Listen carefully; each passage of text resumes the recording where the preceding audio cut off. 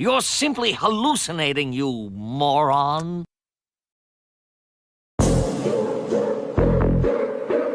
Yeah. In your house with O'Con. Hey, O'Con in your house. Hollywood in your house. Hypocrisy's head in the clouds. Curating all kind of loud. Wrestling in front of the crowds. Paragon's holding it down. Anybody can get it. Josh Joseph standing on his decisions. He is the voice. There is no choice. We as them boys in your house making wrestling noise. Moving fast just like cruiserweight action. In your house is the perfect distraction. Poppers in your ears when you in traction. Get this work with some wrestling action. Smooth.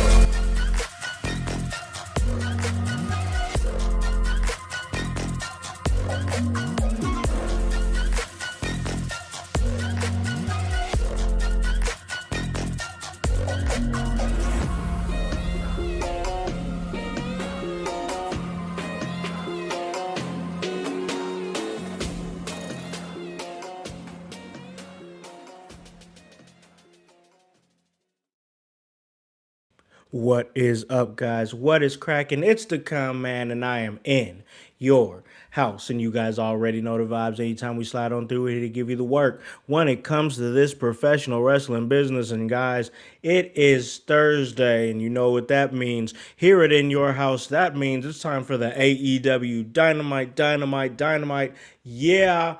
Show. And listen, of course, I am here flanked by my brothers here at In Your House and the Thursday show. We talk AEW each week, and always great to get insight from our guy here, the oldest professional wrestling fan alive. That is the OG of professional wrestling, Tony Gonzalez from Gonzo Sports Room, Gonzo Wrestling Room. What is up, man?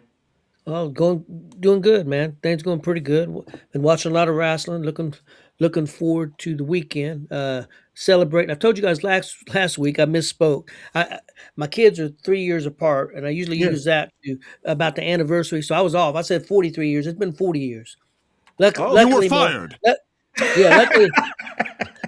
Luckily, my wife didn't hear the broadcast, so she didn't know I messed up. So, Good. good. 40 years this Saturday we've been married. So, Man, that is amazing, man. I hope you guys have a great time. yep, thanks. Yeah, most definitely. And listen, speaking of having a great time, brother, I got to tell you, I had a great time yesterday. We began the rivalry series for the ECW Watch Long series. Man, voice put together masterfully the story, the tale, the rivalry of Sandman and Raven, and we had a great just little sit around the fire. It was Grandpa Abe Simpson. We were all around the lemon tree, listening to voice tell a story. He did a great job because, of course, on Wednesdays, he's the educator of Extreme. I'll be trying to tell y'all that. But every day, he's the voice. Josh Joseph, what is up, brother man? How goes it, house? How goes it, household? OG Tony, glad to hear that someone can put up with your ass for 40 years Yep. and here for 40 more, my friend. Yeah, we had a great ECW watch along. The rivalry series is kicking off. I'm really enjoying doing those, and yeah, it's kind of a new format in the sense that we tell you a story. Maybe in the future we might give you a match. It all depends, but we break down the promos, we break down the highlights of the main story, and it was real fun, and I had a lot of fun doing that. I already sent Howse some photos for the next few, and I think those designs were really cool, and they turned out really awesome. Yeah, they really did, man. And I was really like marinating on it because I'm gonna go back because I always listen to our shows like when I'm at work and stuff like that. Just going back and seeing, hey, is everything where it needs to be at, and critiquing myself personally. Like I always do that. I think you got to listen to your own work from time to time. But I'm excited to go back and listen to that one just because it's a completely different format that we've ever done on the ECW watch along, and I think it played really well, bro. I do too. That was a great, just off the top of the dome thought you had, and we ran with it because that's Yeah. what IYH does. When when we see something good, we want to run with it. We want to expose it. OG Tony, you're a testament to that. Dude, I mean, there's so many times that we had discussions before you even did a guest spot of how good you give insights on Yep. things. And it's like, man, dude, it's awesome. It's really awesome to collect yourself with people who can create. I mean, Tony, I appreciate you do I amazing work appreciate it. over there. Yeah, I I appreciate agree. it. Totally agree. That's why we love him here each and every week here for the AEW Dynamite show, to get that insight, to get that wisdom from a wrestling fan who's watched it a lot longer than us and has a really keen eye for it. So we love having Tony on the show, and we're gonna get this thing started because we do have AEW Dynamite to talk about. And all right, guys, prefix for everybody here. If you're a first time listener, hear it in your house. If you're a long time listener, you know what's up. But if you're a first time listener, we talk all things wrestling, hear it in your house. We watch WWE, we watch AEW, we talk about the indies, we talk about all of it. And we give you the good, the bad, and the ugly. Straight up. Straight up. We, when I say we, I say myself and Voice, have dove back into All Elite Wrestling since, when was it, Voice? Early November, mid November, Around then is around then. yeah, Around that it was right then when we started diving back into it. exactly. We're in February now, Hmm. and I will say honestly, 90% of the stuff I've watched, I've thoroughly enjoyed. Like, enjoyed, but also like, hey, you have some opinions on it, but thoroughly enjoyed it. That other 10%, honestly, has been kind of coming on the back end here Hmm. because we talked about Grand Slam on the Sunday show, and we talked about, once again, felt like it was a big show. A lot of good stuff happened. If you were a fan of in-ring competition, and that is it. And that's why I said the show had empty calories, because I thought there was a lot of in-ring, if you, once again, if all you care about is wrestling, then it was fine. But I don't think it led to anything. I don't think it pushed anything, nothing like that. I don't. Yeah.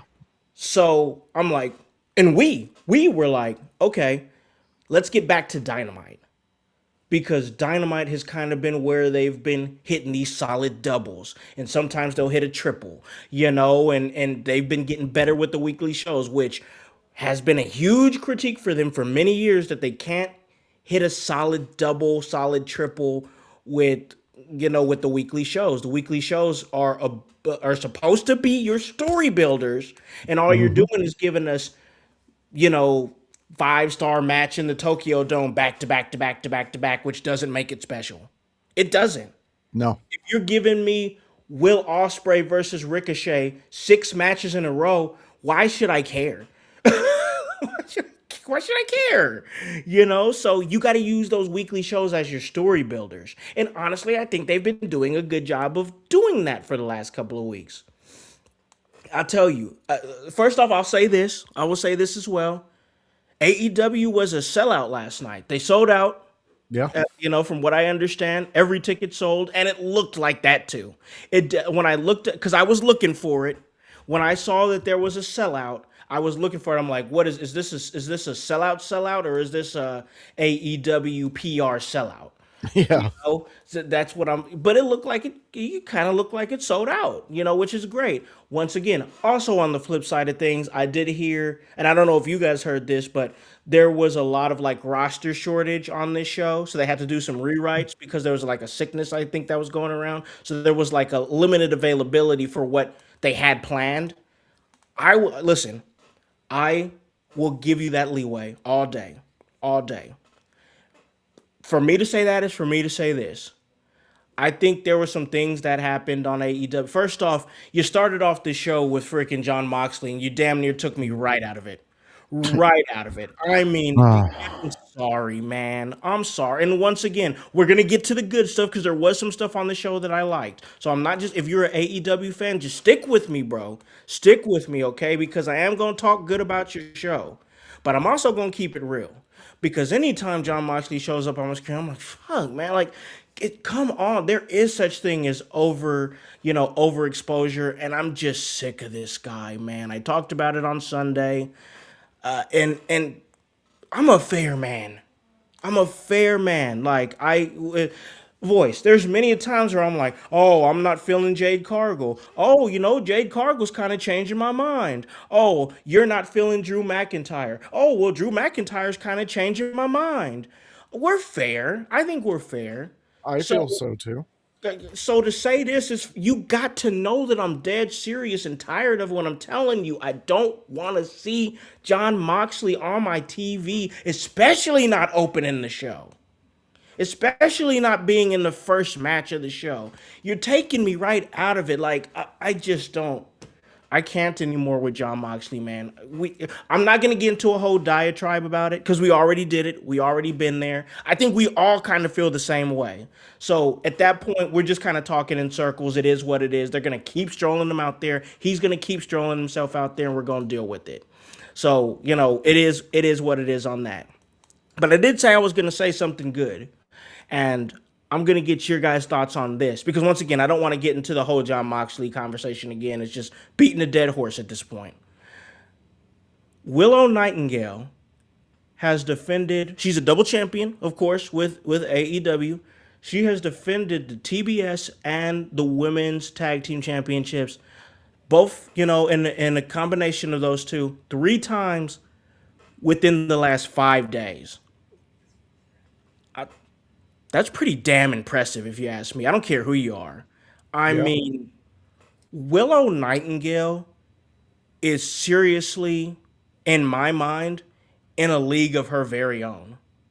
She retained the championship last night in a pretty good fatal 4-way. I enjoyed it. I love the fact that we had the fatal 4-way. I didn't expect to go to Dynamite knowing we was gonna have a fatal 4-way match for the TBS championship. So I was like, I'm locked in. I'm invested in this, and I had fun watching the match.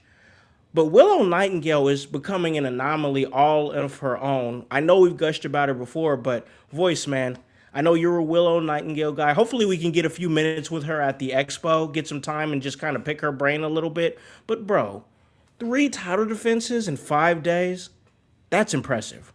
Yeah, it is impressive, and it's a testament to Willow herself because the company is putting so much on her back right now, especially with Mercedes Monet being out, and then with the push of all these new younger women who are coming up that they're getting and well deserved too.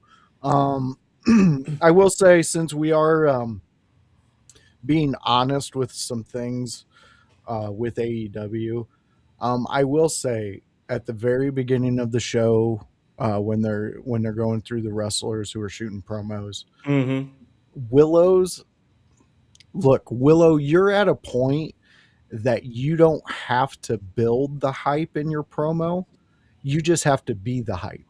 So when she gets a quarter into her promo and her voice picks up and she starts bringing that energy, Mm-hmm. I think that needs to be her at the time the cameras click on and go red, Yeah. because it helped last year because it gave that fan the sense of she's trying to build something. Yeah. But listen, you're at the top, girl. Okay. You're at the top. Now she is the standard. You are the standard. You're the flavor that's in everybody's mouth when we talk about the AEW women's division, and that's a great thing to be. So, in all honesty, that's my critique with her right now. Tony, I know you sent us a video a post, and there was some botches. We could call those botches, little mishaps in those moves. Yeah.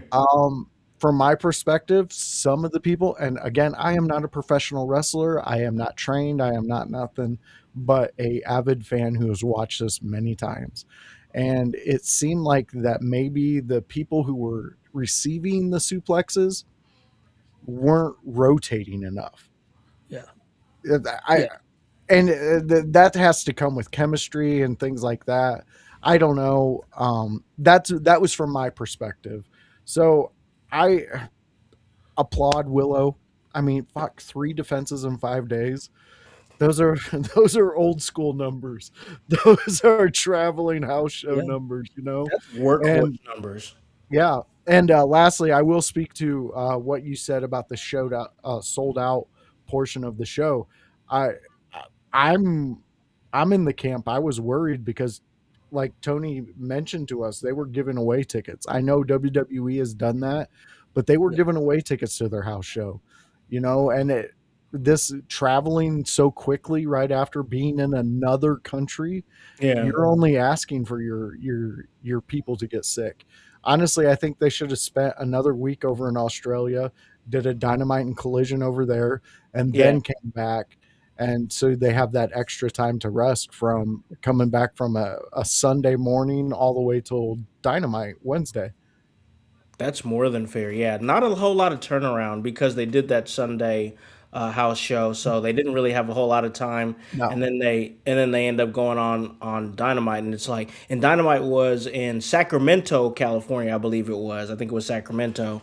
So yeah, man, yeah, you got to be careful with that travel, man. I think WWE, they do a good job of sometimes they'll be overseas, and then they'll have the Friday show, the PLE on Saturday. Maybe they'll do a house show on Sunday. Then they'll have Monday Night Raw there still. And that gives them time, from Tuesday all the way up until whenever they're going, wherever they're going on Friday. That gives them a lot of time. So AEW probably needs to look at that formula for sure. But OG, where you at, man? Once again, Willow Nightingale, workhorse numbers, man. I'm enjoying that. We're gonna continue talking about other things, but where are you at, Willow Nightingale, right now? I love Willow. I think she's doing outstanding. She does great work. On that video clip that I sent you guys, I wasn't even about the botch. I was just worried that they even tried it because Yeah, Megan Bain's a big lady too, statuesque. and, Yeah, she's big. and tall and big, and to be able to rotate. I didn't think it was anything Willow did wrong. I'm not even saying Megan did. I just don't know that Yeah. was a. I That just she don't know was if it the was a right wise person move. to do it Yeah, to. I don't know if it was a wise move. That's I something thought they the need match. to practice. Yes, yes. I thought the match was good. I enjoyed the match. My Mhm. only complaint is I'd rather see Willow get into a feud with somebody, even maybe Megan Bain. I mean, I think that'd be a hell of a feud. Yeah. But like, really, what have these three wrestlers done lately? Megan was in a tag team, they lost. Yep. Marina was in a tag team, they lost.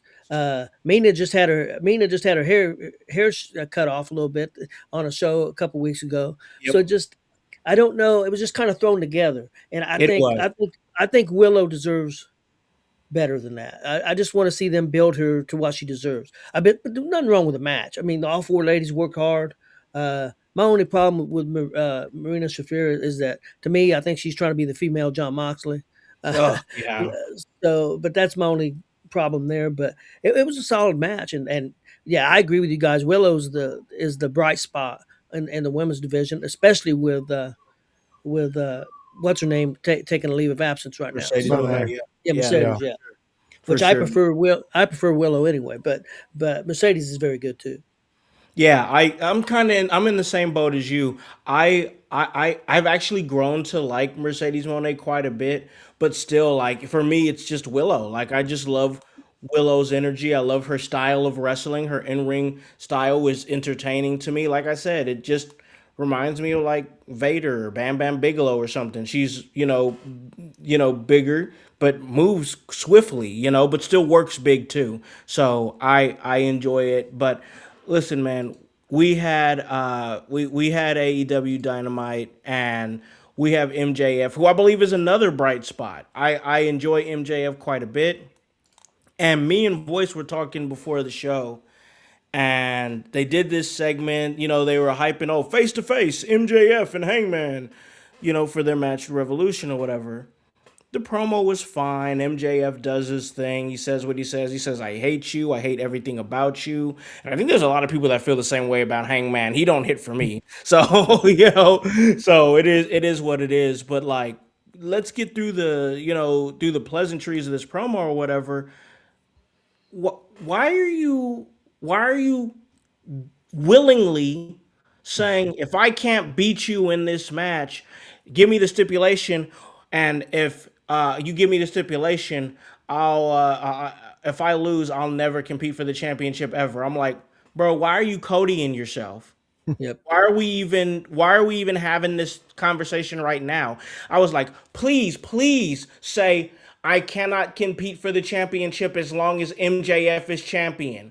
I would have been like, okay, that's fine. But then he said, I'll never ever compete for it again. I'm like, no, don't do that stupid shit. And why did you give it up willingly?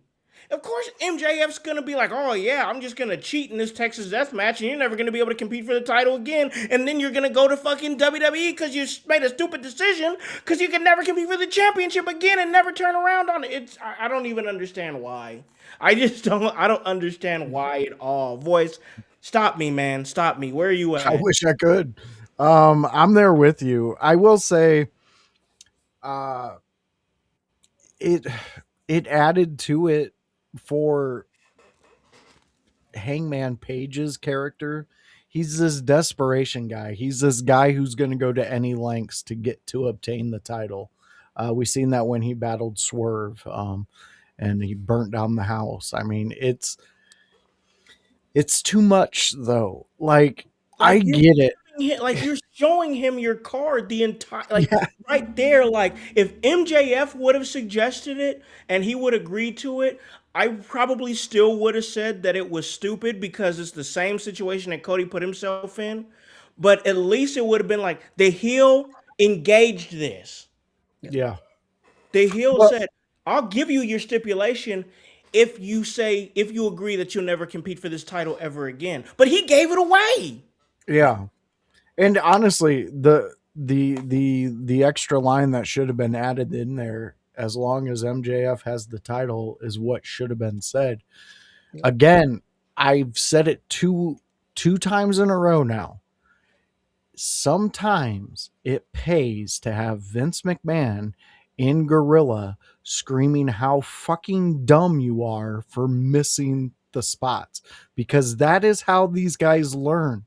We are not dealing with a nuclear physicist who we're dealing with meatheads who were able to obtain a personality. And that even goes with the females. I mean, I said it all the time. Ivy Niles just a female meathead. That's all she's ever going to be. But you have to be on these guys because storylines fucking matter. Now, and you can't take it back now. Not exactly. It's on. It's like there. Some of these people that we see who blatantly did things years ago, recorded, they were on a show, and then they come and they go to do an interview, and they're like, I've never done that. Oh, really? Let's go back to the tape, Dave. Like, Jesus, there's things called reality, and that's what we live in. I hope that they figure out a way to clarify it. Again, this is another fumble. The hair match, all the way up leading to that match, we were all under the impression whatever team loses gets their head shaved, the whole team.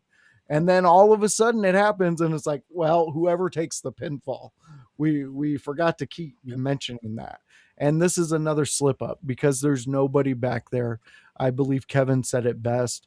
Nobody's listening to a producer, and we know why certain people left, because nobody was listening to the fucking producers. The only out from this is Hangman's got to win at Revolution. I mean, but is that even smart? No. Yeah. No. Like, why would you do that? Like, I understand, like, right now we're outside of the realm of everybody wants a long title reign, or long title reigns equal to prestige and blah, blah, blah. I'm not even saying that MJF needs to have a long title reign. I'm saying that he needs to have a healthy title reign, and him dropping the title at Revolution doesn't feel right. But now they pigeonholed us in this corner because this dumb idiot said, I'm never gonna compete for the championship ever again if I lose. I mean, like, bro, I know you're the master of Texas death matches, but still, the psychology is stupid, bro. It's just so It is. dumb. OG, what do you think, man? Yeah, I agree with you. It didn't make any sense to me. I think they're going to put themselves in the same situation as Cody, and it's going to be big trouble. I don't know why you would even come up with this booking. But bad, honestly, really, the booking the last couple weeks have, I mean, if you count Saturday's show and this show, I didn't think was real good. I thought the Hmm. matches were fine. Now, Yeah. the 2 or 3 weeks leading up to the show on Saturday, I thought was pretty good. They did a Yep. good job of building that show. But since Saturday and this past Wednesday, I don't think they've done a very good job with that at all. Yeah. And the one thing I'm just wondering, and I know you guys are going to talk about Swerve, but I'm just wondering if this ain't going to cause Hangman to turn also, and him and Swerve be a group. Maybe. I can't even tell you because I wish I could. they kind of split off and started doing their own thing, and now we're definitely going to talk about it. But now you've got this Swerve character that's now taking this deep turn into the heel turn and written Kenny on for TV, and we'll talk about that too. But Yeah. I'm just like, I'm like, come on, like, because I gotta tell you, it's been really, really nice. And not to say anything bad about WWE because I've been enjoying Raw, I've been enjoying SmackDown, I've been enjoying like this insertion of new talent. It's healthy, it's fun, I enjoy it. So WWE's been fun to watch. But then it's nice to have that alternative. Like AEW has been really fun to watch. And like Voice has been saying on the show, it really, really has. Like, man, anytime I watch AEW, I feel young again because I feel like I'm watching kind of like WCW, like I'm watching Nitro a little bit. It's the alternative. It's something different. It's not the same guys you see on Monday and Friday, but a lot of them are still very, very good, very, very talented and fun to watch. So when they're struggling to find the footing with the booking like they have been for the last couple of shows, I'm just like, man, I hope you guys figured this out fast because you guys were cooking for a minute and now you guys are putting in too many ingredients and kind of ruining the dish. Yeah. I mean, as we were talking, you guys were Edge fans in WWE, right? Yeah. Okay. So Rated R remember, Superstar, Ultimate Opportunist, yeah. okay, Rated R Superstar, especially during that era, he had guys coming at him left and right trying to get that title off of him, which is where MJF is right now. Mm-hmm. So to take the title off of him, you're throwing away so many great stories in which at the conclusion of it, you can have all those main characters that he fought in a big match against him. And that just like right there, that tells stories, that gives you so many avenues in which you can go down these things. I do love AEW. I think they do great work, but I think that since 4-5 weeks ago up until now, there seems to be a disconnect, and I don't know what it is. It honestly, I think it's a little bit of what OG was saying when it came to that fatal four way. Once again, enjoyed the fatal four way, but sometimes they just throw things together and then like they kind of give up on it. you Yeah. know and that's the thing. Like, how many times have they went hot and cold? Did they go hot and cold on the Tony Storm and Orange Cassidy thing before they're like, Yeah. okay, let's just get them to Australia, and then after that they'll probably I suspect they're gonna blow that up. I mean, it's probably done now. They just want to get through that story. They and hell, did I miss it? Like, did I not see Tekla on the show? Was Tekla not on Dynamite? Like, I didn't see Tekla. Didn't she He was just win the probably sick. AEW?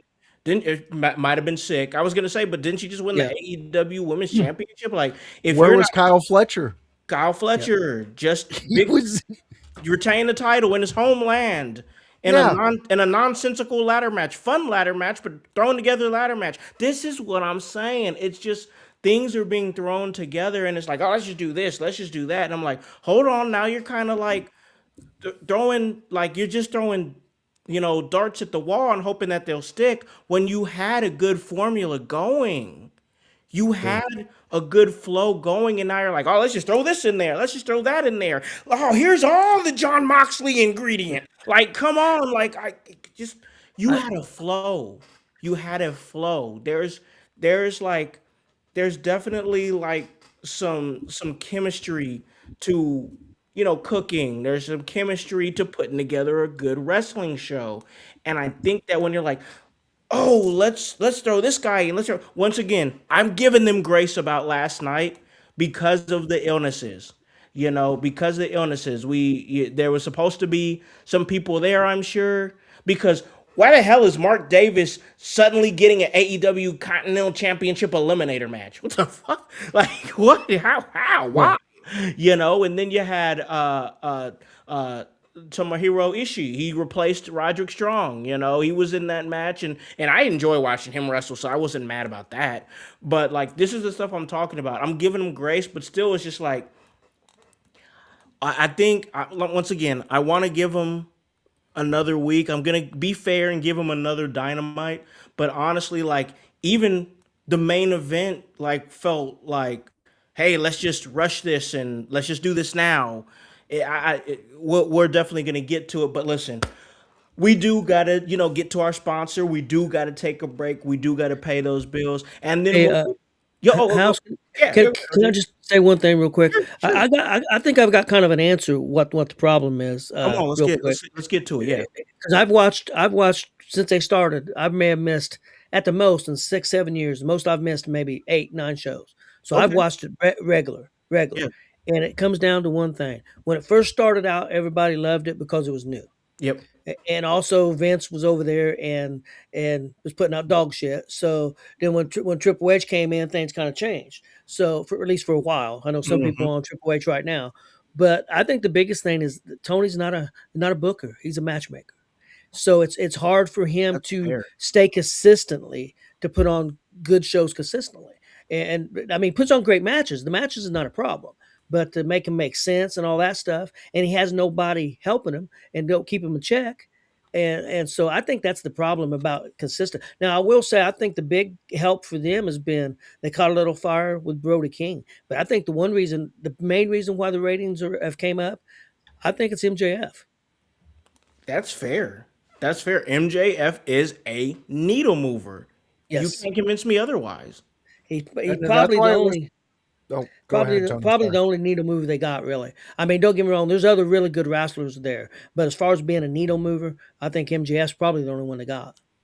But they blew a chance though with being able to make Brody King a part of that fuse to move that needle. They agree. blew that chance. And when you do that and you fumble every time and your fans are screaming, you're at the 1 yard line. Give the ball to Marshawn Lynch. Yeah, That's all you have to do. Beast mode takes over every single time. It's a proven scientists stay up at night wondering how Marshawn Lynch was able to do the things he was able to do. It's simple. You take Kyle Fletcher and you replace Mox at the beginning and you promote Kyle because Kyle is your Hollywood type character. He is your young attractive male who is just arrogant as shit. Yep. So you highlight him in that way. Maybe he was sick. Maybe he was. Okay. And we don't I'll know. give him We that. don't know. We don't know. Yeah. And like you said, House, I'll give them grace on that stuff.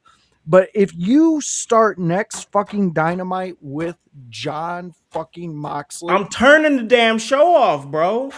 dude, I am. I hate to say that. Like, I'm fetching the laptop and writing a strongly worded email because this is ridiculous. Like, if Kyle Fletcher is not on in the first 5 minutes of the next Dynamite, what are we doing? What are we doing?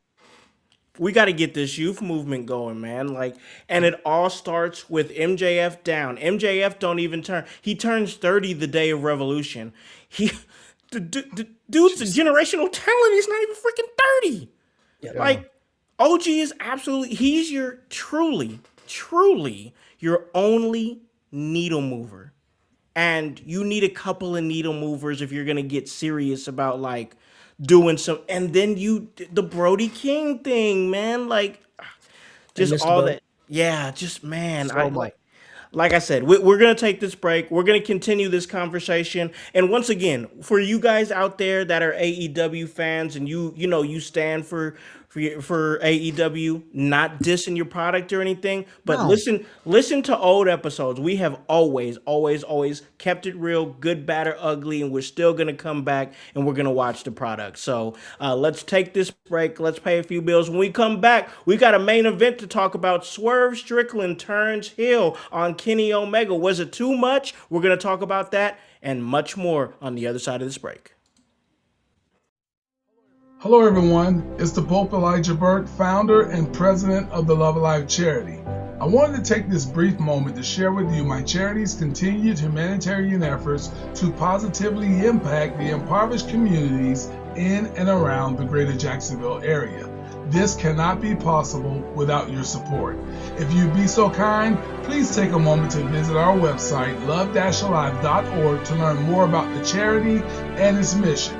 Also, feel free to donate to our 501c3 organization that operates off of the donation of the public, which is you. Whether that be by website or via Cash App, $1 help makes a difference in the lives of others as we continue to positively influence many people by being the change that we wish to see in the world.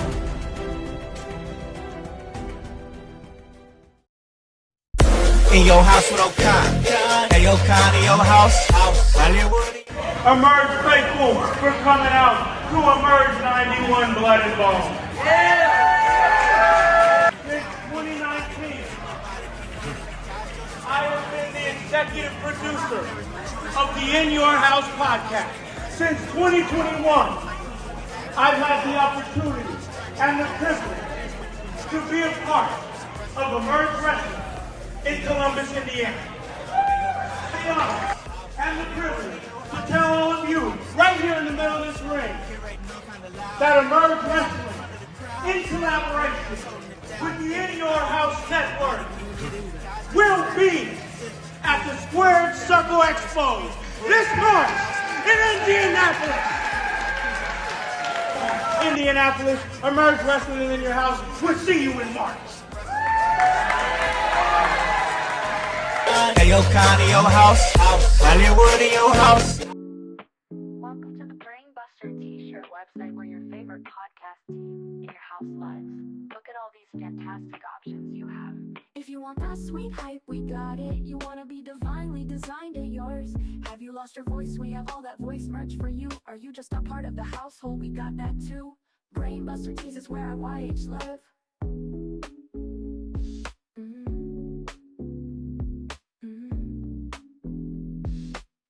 Brainbuster Tees is where I YH live.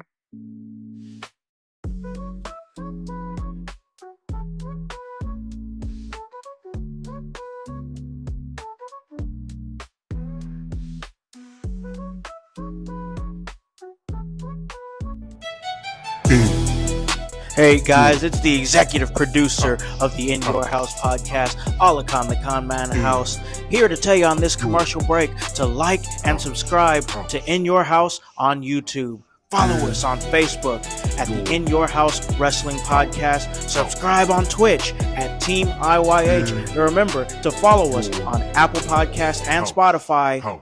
And leave a review and 5-star rating. We thank you for your continued support. It all helps for us to stay charted and continue to give you that work.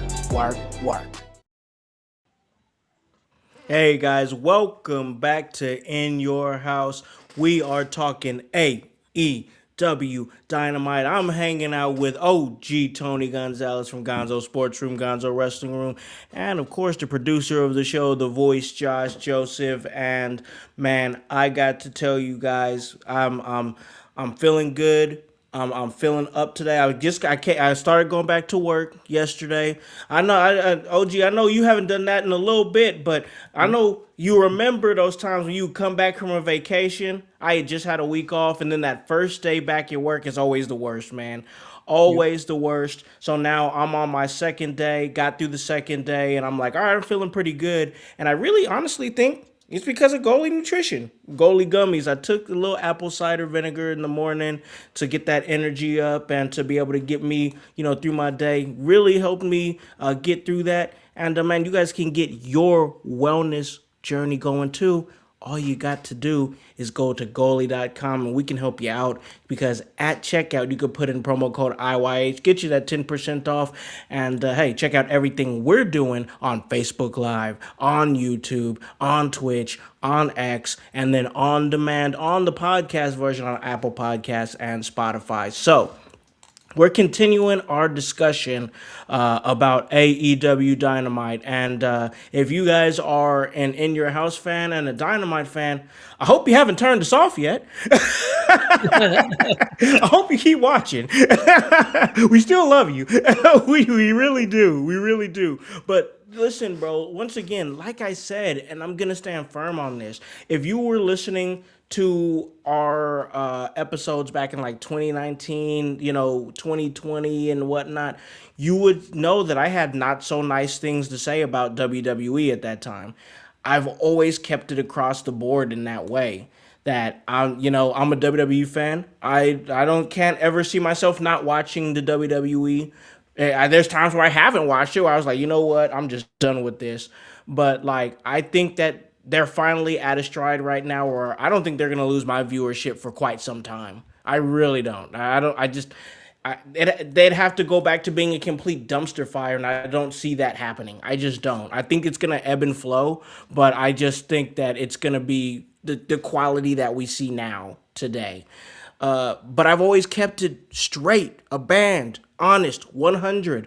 Good or bad, what I like, what I don't like. I'm going to keep watching AEW, guys, so don't think that I'm just here bashing your show or that I'm an AEW hater or anything like that. If I was an AEW hater, I wouldn't watch diligently every single week. I wouldn't watch Dynamite. I wouldn't catch some collisions. I wouldn't be watching Grand Slam Australia, and trying to catch as much as I can on Valentine's Day night with my wife. Like, I don't hate your show. I'm honest about your show. And we're going to continue to be honest, and we're going to continue to talk about it.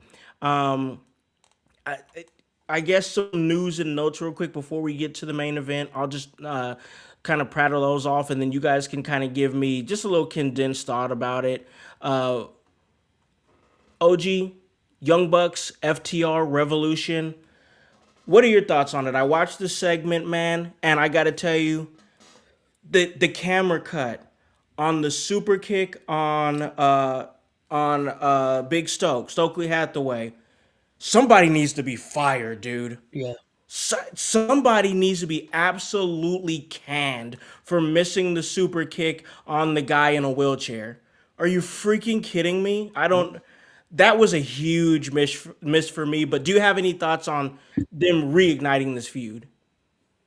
I'm gonna be honest. It'll be a good match, but I really don't. I don't care. I'm just being honest. I don't care. Now, and you say that because I didn't get to watch the show last night live. So, but I've got a channel. I've got a channel. It's a West Coast feed. So Sure. I watched it afterward. It was so bad. I thought something must have happened during that match, and they must have cut that. That's how bad I thought it was. I thought they cut that part out. Nope. For the kick. That was live. Is what dude. I thought. That was live. Yeah. They didn't fix it. He fired. Yeah.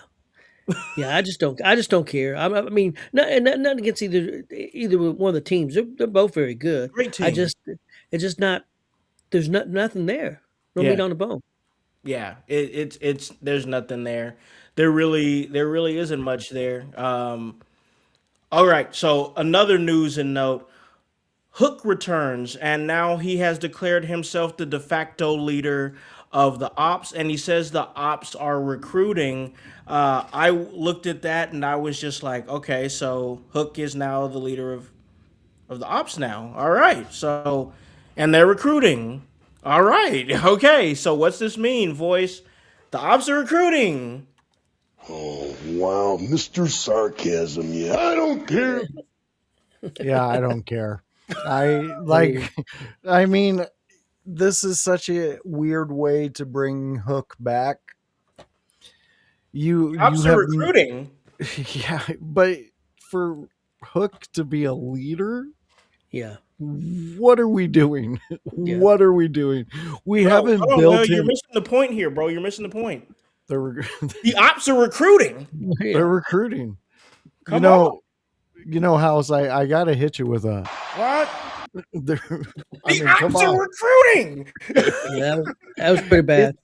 It's getting to a point to where you can blatantly see, even if you just tune in, if you've ever watched wrestling, that somebody has no clue how to build. You have no clue how to build on anything when it comes to this stuff. I mean, especially with Hook. Why were you not taking Hook and like putting him directly behind Samoa Joe that whole time? Why was Samoa Joe not like grooming Hook? Yep. I mean, before Hook went away from our television screens, tell me a promo in which he didn't stand in the background and just try to look menacing. Yep. Eating Doritos. Dude, it's like the guy, you know what? I'm going to go deep in the voices bag here. It's like I went to school with this guy and his last name was White, but he was so goth that once we hit fucking high school, he told all the teachers it was black because his heart was black. And soul was black and dark. Yeah, get the fuck out of here with that shit. Come on, go watch The Crow. Go have a fun time. Touch a boob or two, and I guarantee you'll get out of that little fucking corset you're wearing. Anyways, yeah, that's where I'm at with it. Like, you have to Hook. I can see Hook being a leader, but not right now. And I'm sorry, someone needs to hit that boy with some steroids or something. Whatever the fuck Swerve's been taking this past year, fucking hook up to it and don't let him off with the drip. Listen, bro, I'm not going to sit up here and listen to this slander and disrespect of Hook when the ops are recruiting. Okay, so. Not when I'm taking a drink. Not when I'm taking a drink. I'll tell you who the ops should recruit, and I don't know if it would be anything would be an upgrade from what he's doing, in my opinion, because I love the guy, and that's Josh Alexander. Yeah. His presentation's been so bad. Since he came in. This guy's one of the best wrestlers. Yeah, and how they presented him has been just, to me, he's been an underling for the Don Callis family. Yeah. I doubt if he's won 3 matches. Yeah. And I'm sure I'm sure if you ask the guy, he's satisfied. This is great. Yeah. I'm just happy to be signed, brother. But like this dude's awesome. Like, this dude's awesome, man. I don't know. It's weird. All right. Let's wrap this thing up. Let's get ready to take this thing home because I'm pretty sure we lost our entire AEW fan base by now. I swear we love you guys. I promise we do. But let's talk the main event because I thought the match was really good. I mean, these guys are amazing. Once again, the in-ring competition, the bell to bell. Like, if you are somebody that loves that, and sometimes I do. Sometimes that is my flavor. I like different flavors of wrestling, and sometimes that is my flavor. So when it's that eye-catching, hard-hitting, strong style action, I like that. So it was great. I'm not going to talk bad about the match. I wasn't like a huge fan. Like when I watched it, because I watched it during the commercial break, and I saw the V trigger that Aubrey took, and I was like, that was kind of rough because I don't think he wanted to fully go, but I think it was Aubrey, so he kind of was, I don't know, it didn't look as clean. I thought it could have been more impactful because I thought Aubrey was about to eat that. Like where she was at, I thought she was about to eat that V-trigger, and then she kind of fell down a little bit further, and then it kind of messed up the trajectory of the move a little bit. That's just me nitpicking, so whatever. But like the stuff afterwards, like bro, Swerve wins the match, and then he just decides to just absolutely kill Kenny Omega. And I'm not really sure why, to be honest. I don't really know why, but I want to go with the very end because I talked about this before the show with you, Voice. The vertebraker through the announce table. I'm just like, why? Okay. Why? And I want to say this as well. When I was younger, I was a fan of the Vertebreaker. I thought that move was like, oh, I've never seen anything like that before. And I think it was, OG, if you remember, was it Shane Helms in WCW who used it? I think you're right. Yeah, back in like the mid to late 90s WCW, I think Shane Helms used it in the cruiserweight division. Old Sugar Shane. Yeah. So I was like, man, that move is so cool. That move is innovative. And then I grew up and became a more mature wrestling fan, and I was like, this move is like too much. It's just too much. Like, it's too many steps to get to something that's like really dangerous. Like, there's a reason why people don't do that move anymore. And I get it. Like, AEW's whole thing is like, oh, we're going to do the moves that you're not supposed to do because that sells how much of a badass and how much I don't care about my opponent. I'll break out. If I got to break out a package pile driver, I'll break it out. Except for they break out a package pile driver almost every single match. So it's not special. So it is what it is. But like, I've been thinking this for a while, and I'm gonna get to you guys. I promise. I've just got a lot of thoughts on this, and I've been thinking this for a while because I've been watching. I've been watching Swerve since he returned, and like Voice said, he's big as hell. Kudos to you, bro. Whatever you're doing, I'm not one to judge. Whatever.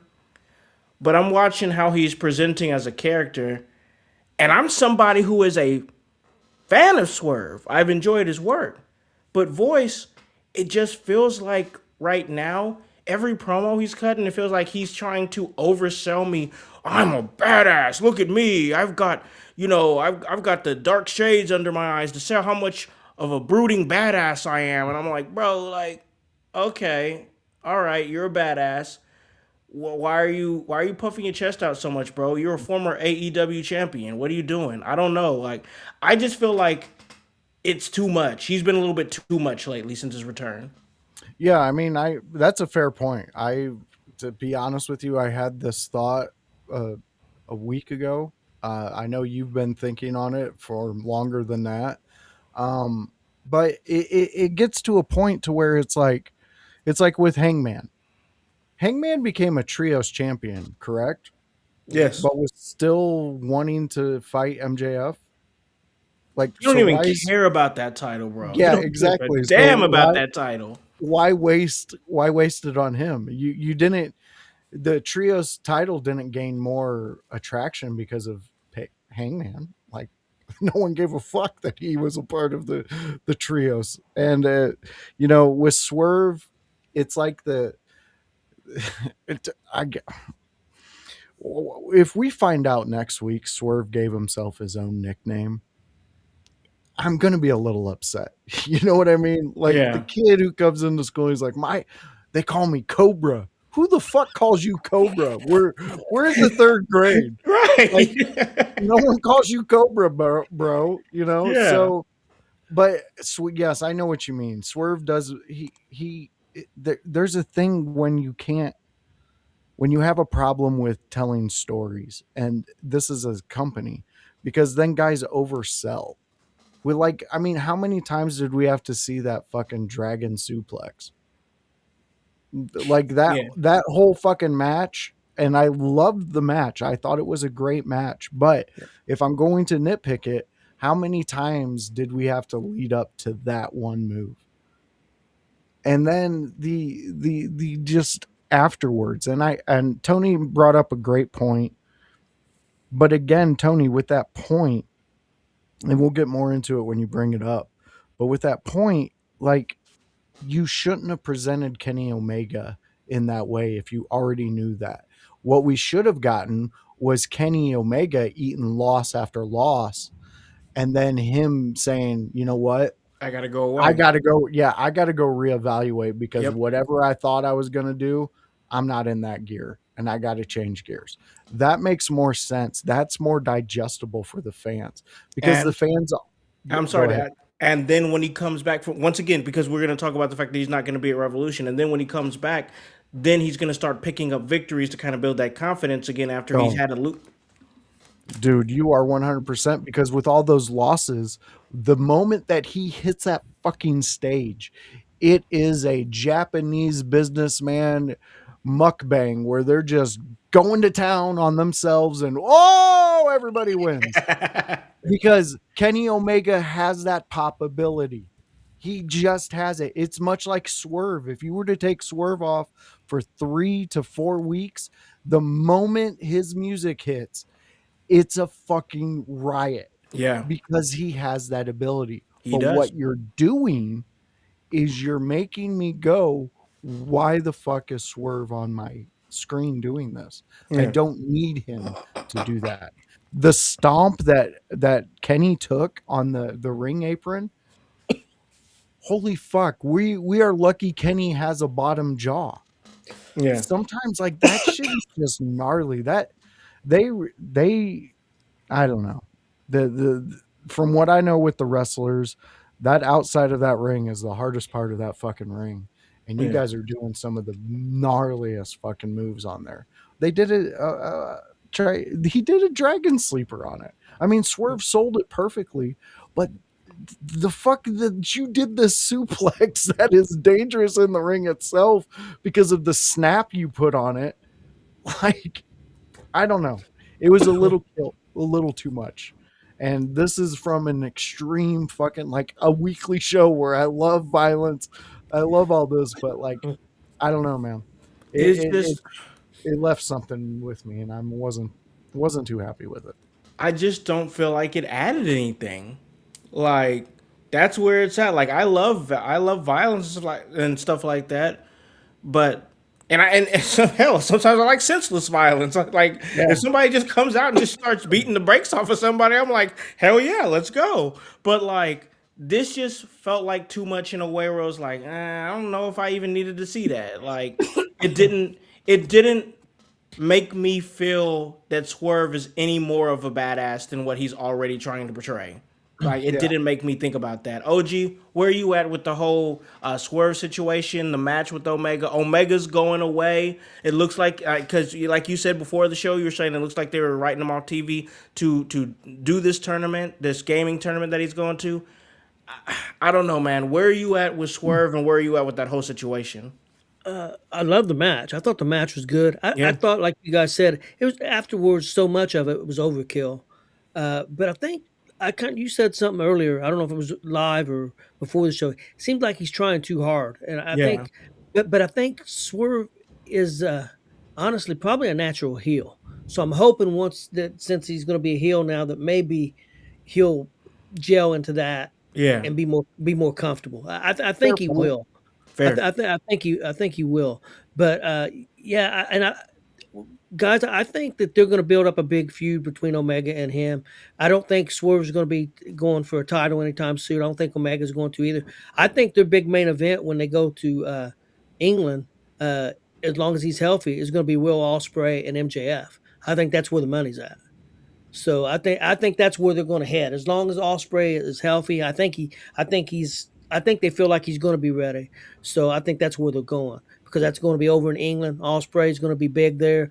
MJF's big. So I think that's their money match. Yeah. Will Ocean Spray. All right. I like it. Hey, it could be a nice shot in the arm that they might need. We'll see what's going to go on with that. But once again, once again, good wrestling. Just things just falling short, man. I'm not even gonna rate this show. Normally, I'd say let's give it a rating, but I want to be fair, just because, like, once again, the illnesses. So I'm gonna be fair to that because of the travel and everything. I'm gonna come back next week. Don't get me wrong, because I'm gonna see what they do. I think they have another opportunity to pick it up, but while we were talking about the whole situation with Swerve, I got a interesting question for you guys. And it's going to be the last question, and then we're going to ride out of here and call this a really great episode. I'm thinking about the trajectory of Swerve and where he's at. And then I'm thinking of the trajectory of somebody like WWE's Trick Williams. So I want to ask you guys, and I'll start with OG here. if you're building a wrestling company, who are you gonna build it around? Swerve Strickland or Trick Williams?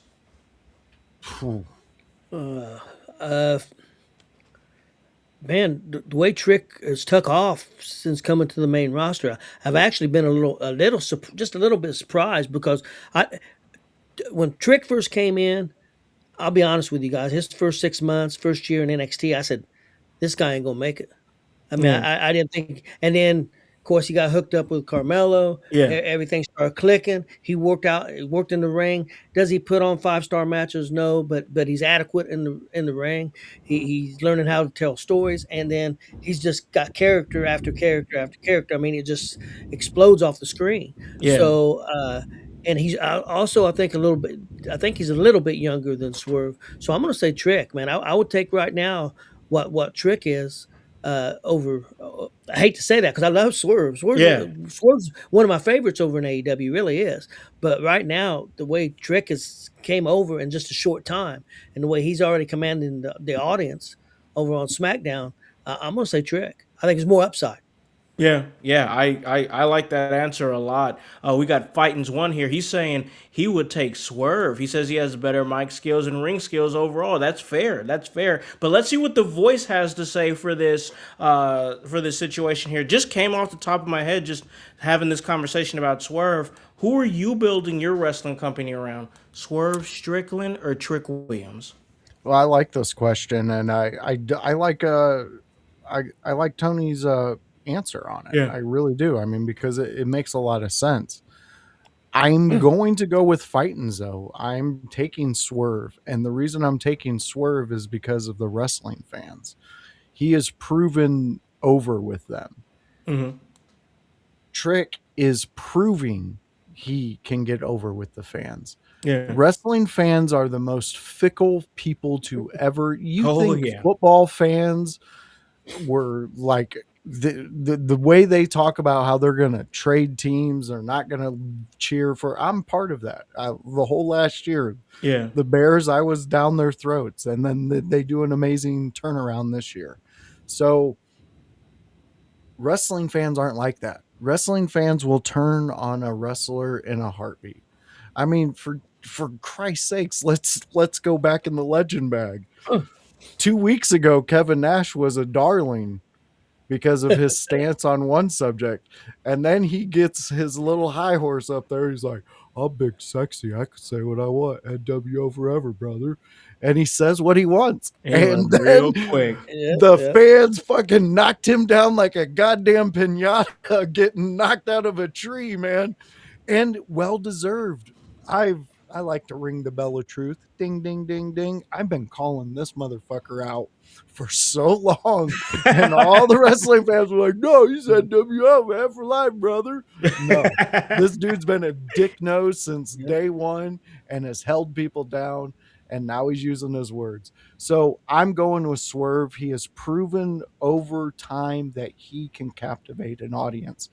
I think he's moldable. Now, here's another thing with Swerve. I think that in my promotion, I could highlight Swerve to a point that Trick just wants to come over. Yeah. So but Trick is a great pick to start a promotion around because as of right now, he's the hottest iron in the fire. Yeah. I mean, the dude is over, and his in-ring is, there's still more that he can add to it. And I believe he will. But those mic skills, the way he captivates people, and just that the way he comes out is just, it's gravitating. It really is.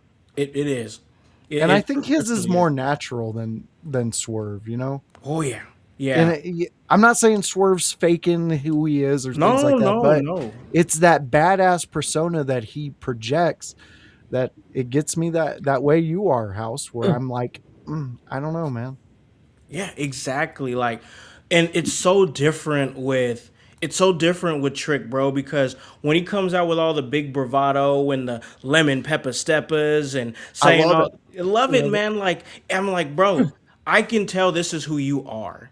Like, I can tell this is who you are turned up. And like that's why for me personally, I would invest in Trick. I would invest in Trick. I would have him be one of the top guys, if not the top guy in my promotion. And I would have really solid wrestlers around him that's going to make him look good. And also other really good wrestlers that are going to make him look good in matches, even if he's going under. So then that way, when he does lose, whoever beats him, it means something to beat Trick Williams. So I think that I would go with that just because, once again, like OG said, a little bit younger. I think that he's got the more it factor right now, and I'm thinking, you know, who has the potential right now at the stage of their career right now, who has the potential to become an actual needle mover? And I think that there's a better chance that Trick Williams becomes a needle mover than Swerve Strickland, just because Swerve Strickland hasn't been a huge needle mover yet. Not to say that that can't happen, but I think the chances of it happening with Trick Williams is a little bit more. Yeah. I mean, I can see where you're at with that, and it seems like Trick needs he needs a dance partner to be able to get that across, that big moment across. Yeah. Trick and himself can be that big moment. Yeah, oh yeah. He needs great dance partners. But here's the thing, Swerve's gonna dance with anybody. Oh yeah. That's the thing right there. Like if you're talking work rate, Swerve has got him tenfold. Yeah. 10 freaking fold. But also like eliciting emotions, making people feel, having that it factor. Trick's got that right now. He's got that down. So, hey, I enjoyed this conversation. Once again, AEW fans, we love you, but we're gonna always keep it real. And the fact of the matter is, I just think there's been some missteps. I'm gonna come back next week. I'm hoping that things are gonna get better and that we're gonna see things flow a little bit more like they have been flowing. But still enjoying AEW. I'll probably catch, I don't think I'm doing anything Saturday, so I might catch Collision and see what they do. I'm enjoying the time watching AEW, and mainly because I get a chance to cover it, chat with it with my guys here, OG Tony, the voice Josh Joseph, man. So we're just really just sitting over here having fun watching wrestling and discussing it. And sorry if you got in your feelings, but we talk honest about wrestling here. This is what we do. So I'm sorry, but I'm not sorry. So I'm going to give it to my man OG Tony right here, man. Give you the floor and give you the opportunity to plug any and everything that you want to plug. Real quick though, just so the fans don't think we're shitting on it. One thing on AEW, one thing they've done really well the last 5 or 6 weeks, their main event matches have been really good. Yeah, I mean they've had some really really good main events, so they have had that. So I did want to say that real quick. Yeah, I got a show coming on 8:00, Face or Heel, Pro Wrestling Talk. Be on our GWR, GSR, ESN. You can find us somewhere. I'll be on at 8:00, and then I have a football show Thursday Night Blitz. That's at 10:00 Eastern. So you can check us out there. We'll be talking football. So appreciate everybody. Maybe checking us out. We'd appreciate that. And again, just love being on this show with you guys. Yeah, man, I'm having a blast doing the show with you, man. Getting your thoughts and everything, good, bad, and ugly of AEW. And man, a guy who I get to talk to a lot during the week because he's a big part of the In Your House Wrestling Network. That's the voice, Josh Joseph. Where can they catch you and everything that you're doing? All right, fans. So always notice the ticker down here. You know what, OG Tua sounds like he might be leaving Miami. So if you guys are covering that, I might hop in there and check that out because that's an interesting thought. But outside of that, fans, it's what I do. It's talk wrestling. And when do I do it? Well, I do it Thursday nights here. It's the AEW Dynamite show at 6 p.m. where me, Howse, and OG Tony talk Dynamite. Yeah, that's the AEW show.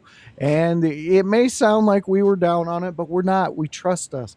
Go back into our catalogs. Subscribe to us, like us, and you can see what we talk about. Outside of this show, the AEW Dynamite show, I do a show on Tuesday. It's the Raw Review Show with me and Kevin Calloway, the Chaos Goblin. He's a fun guy. He's a professional, and he knows what he's talking about. So come and join me and Kevin. It's still up in the air for this next week. We are giving Kevin his time. Absolutely. He will let us know, and we will let you guys know. But maybe we might bring on somebody. If Kevin's not going to be on, we could probably bring on one of our younger guys who have joined us before. We can reach out to them, see if they want to host with the voice and see what that happens. But that is 6 p.m. on a Tuesday. Outside of that, the last spot to find me is a Wednesday. It's Extreme Day. It's EC fucking W Day. That's where me and Howse, we get together. We shoot up a little Paul Heyman. If you know, you know. And we sit back and we watch the destruction. We are now in the Rivalry series. It's a great series. It's a fun series. Had a blast. It's been a blast to work on and actually bring to Howse the day of the show and me and him have a discussion. If we had a show that was the behind the scenes of all the talks that we have, that could be fun too. Yeah. But yes, it came together, and I was really thrilled at the end of it because Howse, he hit me up afterwards and told me how great it turned out. It's a fun show. It allows me to let you come in your house and sit down with me in Howse and see a way that we see the storyline unfold. I tell you a story in the rivalry. We hit the main points. We hit the promos. We showed the abduction of Raven to Sandman's family, and then we showed Sandman getting cracked in the fucking head. I have never seen a kendo stick hit harder, and in front of your small child. Wild stuff. We couldn't show the crucifixion, but it's in there. We talk about it.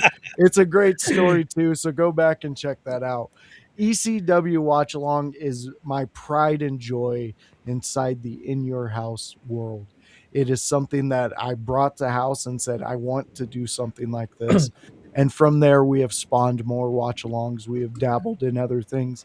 And the reason I say all that is because at the Squared Circle Expo, we are bringing that one front and center, and we want to get as many ECW people as we possibly can. If anybody out there hears this and you have any contact to the Blue Meanie, he is somebody on our list that we want to speak to. We need to speak to because he has so many storylines in ECW.